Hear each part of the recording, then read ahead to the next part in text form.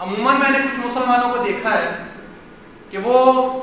جو قادیانی ڈاکٹر عبدالسلام ہے اس کی تعریفات کرتے ہوئے نظر آتے ہیں، اس کی تعریفات میں زمین و آسمان کے کلابے اڑاتے ہوئے نظر آتے ہیں۔ میرا ان سے سوال ہے کہ جو شخص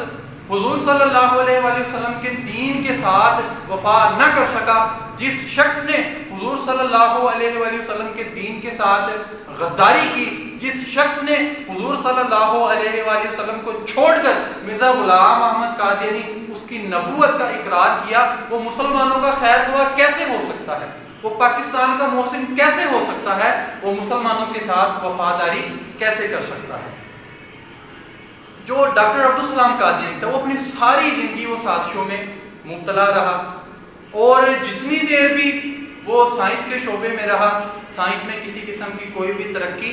نہیں ہوئی، یہاں تک کہ 1998 میں ڈاکٹر عبدالقدیر خان صاحب محسن پاکستان، ان کی محنتوں کی وجہ سے پاکستان جو ہے وہ ایٹمی پاور بنا، جبکہ جو ڈاکٹر عبدالسلام قادیانی ہے کہ جس کو انگریزوں نے نوبل پرائز دیا تھا، وہ جتنی دیر بھی وہ سائنس کے شعبے میں رہا، وہ ہمارا جو سا ملک ہے وہ ایٹمی پاور نہیں بن سکا، بلکہ وہ ساری زندگی غداریوں میں ملوث رہا۔ پاکستان کے جو ان سے راز تھے وہ کیا کرتا تھا کہ جو کافر لوگ تھے ان کو جا کے وہ بتاتا تھا۔ تو اپنے اس دعوے پر میں ابھی تھوڑی دیر کے بعد میں دلیل بھی قائم کروں گا۔ سب سے پہلے میں ایک تو چند باتیں جو سی ہے یہ ڈاکٹر عبدالسلام، اس کے بارے میں بیان کر دوں کہ ڈاکٹر عبدالسلام قادیانی وہ مسلمانوں سے کتنی نفرت کرتا تھا، اور جو بھی شخص مرزا غلام احمد قادیانی اس کی نبوت کا انکار کرتا تھا، تو جو ڈاکٹر عبدالسلام قادیانی اس کو بھی دائرہ اسلام سے خارج سمجھتا تھا اور اس کو بھی وہ کافر سمجھتا تھا۔ ایک انٹرویو کے درمیان ایک جو تھا صحافی، وہ ڈاکٹر عبدالسلام قادیانی اس سے سوال کرتا ہے کہ آپ قادیانی ہیں، قادیانی حضرات نہ صرف حضور صلی اللہ علیہ وآلہ وسلم ان کی ختم نبوت کا انکار کرتے ہیں، بلکہ اس کے ساتھ ساتھ وہ جو مرزا غلام احمد قادیانی ہے اس کی نبوت کا بھی وہ اقرار کرتے ہیں، جبکہ جتنے بھی مسلمان ہیں وہ مرزا غلام احمد قادیانی اس کی نبوت کو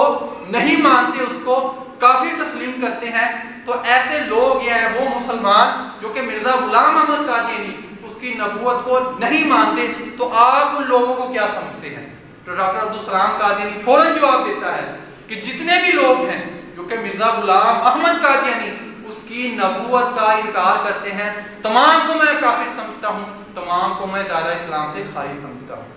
تو جو شخص تم لوگوں کو دائرہ اسلام سے خارج ثابت کر رہا ہے، جو شخص تم کو کافر بنا رہا ہے، تم کس منہ سے اس کی تعریفیں کرتے ہو؟ تم کس منہ سے اس کو محسن پاکستان کہتے ہو؟ اسی طریقے کے ساتھ ڈاکٹر عبدالسلام قادیانی جب یہ اپنا نوبل پرائز لے لیتا ہے تو اس کے بعد جو سی میڈیا ہے اس کو انٹرویو دیتے ہوئے کہتا ہے کہ مجھ کو یہ جو نوبل پرائز ملا ہے یہ سارا کا سارا میرا جو ان کا نبی ہے نعوذ باللہ معاذ اللہ مرزا غلام قادیانی، یہ اس کا صدقہ ہے، یعنی کہ اس کی وجہ سے میں آج اس مقام پر پہنچا ہوں، اس کی دعاؤں کا یہ نتیجہ ہے کہ مجھ کو نوبل پرائز ملا ہے۔